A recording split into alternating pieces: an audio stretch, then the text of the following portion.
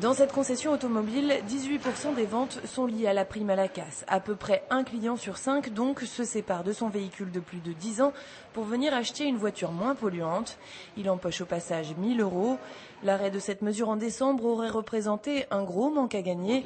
Depuis la mise en place, cette mesure a bien aidé les concessionnaires. Ça relance, le marché étant quand même compliqué et difficile. Oui, il est clair que ça je ne vais pas dire boosté, puisqu'on a un marché qui est très difficile, mais ça a aidé quand même à peut-être à ce que ce soit mieux, enfin, ou moins difficile.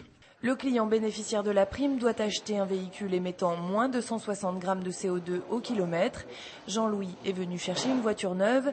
S'il n'a pas profité cette fois de la prime, il reconnaît en revanche son intérêt écologique. J'aimerais bien que les gens prennent conscience qu'au niveau de la pollution, les voitures qui sont maintenant au niveau de l'énergie et tout pour pallier justement ce problème de pollution, ça serait une bonne chose. D'accord, vous pensez que cette prime est une bonne incitation alors ? Pour moi, oui. C'est pas suffisant, il faudrait rajouter encore 1 000 €, c'est pas suffisant.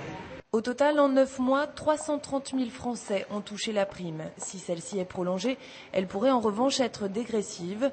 Pas sûr que son montant reste en effet à 1 000 € durant les 2 années prochaines.